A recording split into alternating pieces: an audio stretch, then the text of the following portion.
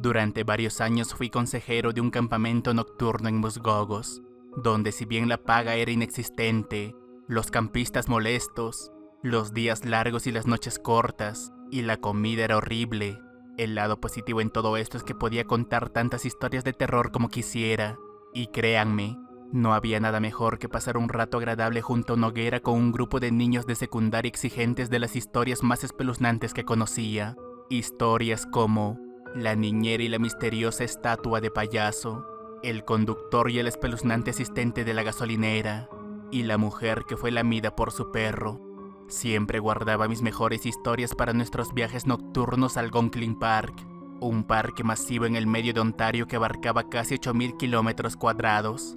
Pasamos los días navegando en canoa en los lagos prístinos, y las noches alrededor de una hoguera cantando, cocinando s'more, y siendo tan ruidosos como podían serlo las únicas personas a millas de distancia. Y una vez que los niños se calmaron, les conté la historia de un acosador en el bosque con una cara tan horrible que paralizaba a sus víctimas. Una vez que terminé de contarles la historia, los envié a todos a sus tiendas. Había sido un día agotador y ninguno de los 6 niños estaba de humor para quedarse despierto más tarde. Mi compañera consejera también se había ido a descansar, y yo me quedé solo en un tronco caído al lado de nuestra hoguera moribunda. Respiré el aire fresco con aroma a pino y miré hacia el lago. La luna parcial se reflejaba en el agua cristalina, y al otro lado del lago podía ver unos imponentes acantilados que subían varios cientos de pies. Por un instante contemplé la idea de cruzar el lago en canoa y subir unas pocas docenas de pies y saltar algunos acantilados, pero el director del campamento seguramente me despediría si hiciera tal cosa. El movimiento en la cima de los acantilados me llamó la atención, y fue entonces cuando pude ver una pequeña luz flotante a lo largo del pico. Al principio pensé que se trataba de una estrella, pero era más grande y emitía un brillo dorado.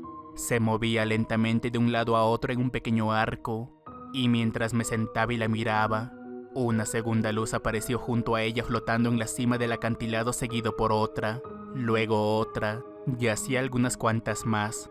Mi estómago cayó a mis pies. Agarré mi mochila y saqué mi cámara digital. Enfoqué las pequeñas esferas brillantes y utilizando la función de zoom las conté. ¡Oh, mierda! En tan solo un instante ya estaba de pie y corriendo hacia las carpas les grité a todos. ¡Despierten todos ya! ¡Tenemos que irnos ahora mismo! Hubo movimiento en las carpas y luego 7 cabezas confundidas se asomaron de ellas.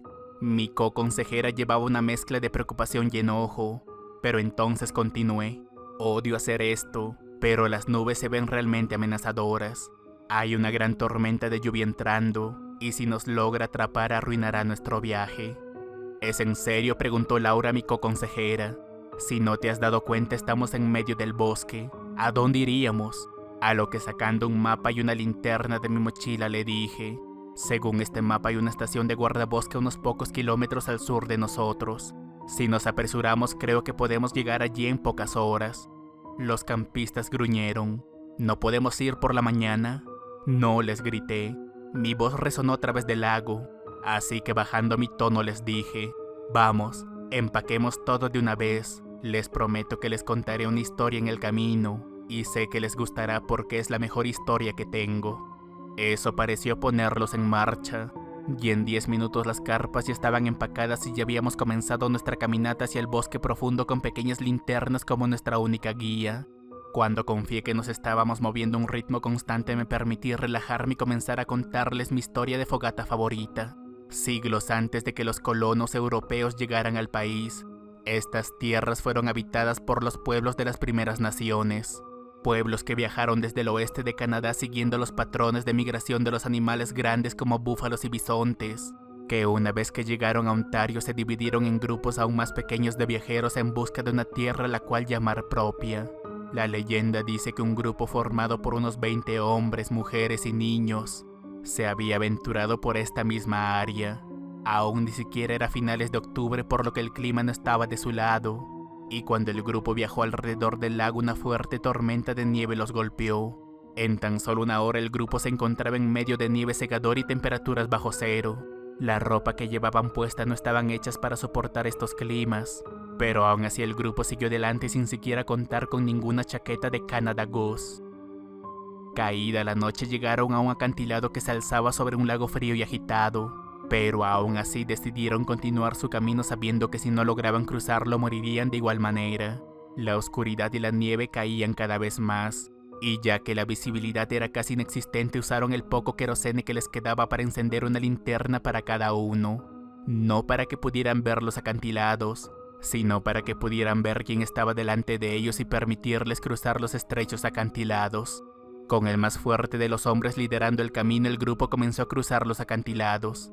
La nieve helada y húmeda empapaba cada hueso de su cuerpo, y el fuerte y helado viento enfriaba cualquier piel expuesta. Su camino no tenía más de unos pocos metros de distancia y habría sido resbaladizo incluso para las mejores botas de montaña. Lenta y minuciosamente se abrieron paso por los acantilados rezando para que todo lo que estuviera del otro lado pudiera protegerlos de la tormenta, cuando de pronto a medio camino sucedió algo inesperado. Ya estaban a medio camino y a cientos de pies sobre el lago. Ya casi no podían ver nada, y de hecho todo lo que podían ver en esta tormenta cegadora era la linterna frente a ellos actuando como un faro para guiar sus pasos. Si la luz subía, ellos subían. Si la luz bajaba, ellos bajaban. Cada viajero se encontraba sumergido en este trance sin preocuparse por nada más, pero el líder del grupo no podía darse ese lujo. Avanzaba ciegamente sintiendo a lo largo del acantilado con su brazo libre. Su piel estaba tan entumecida que apenas podía sentir nada, cuando dio un paso en falso y perdió el equilibrio justo cuando una ráfaga de viento golpeó su espalda.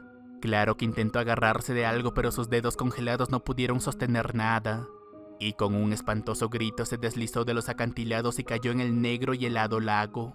Nadie los vio caer, por supuesto, y todo lo que vieron fue su luz brillante alejarse del acantilado hasta desaparecer en la oscuridad. No había tiempo para llorar, así que el grupo continuó avanzando, y después de otro minuto un niño incapaz de resistir más el frío se dejó caer con su linterna encendida. Otro al ver esto perdió el equilibrio y cayó, y este patrón continuó hasta que solo quedaron 5 personas caminando en la oscuridad siguiendo la luz que tenían delante. Por mucho que lo intentaron, los acantilados eran implacables. El grupo de 5 se redujo a 4, luego a 3, luego a 2 y luego solo a 1, que según cuenta la leyenda, maldijo la tierra cuando sus pies se rindieron y cayó cientos de pies hacia abajo. De los 20 miembros que intentaron superar los acantilados, ninguno de ellos sobrevivió. Se dice que a veces cuando las condiciones son correctas, se puede ver aún sus luces a lo largo del acantilado, símbolo de los viajeros perdidos que nunca encontraron un hogar. Cuando terminé de contar la historia dejé a los campistas en un misterioso silencio, y acelerando un poco más el paso logramos llegar a tiempo a la estación del guardabosque que se encontraba llena de actividad. Habían docenas de personas corriendo, otras cargando camiones y otras gritándose por las radios.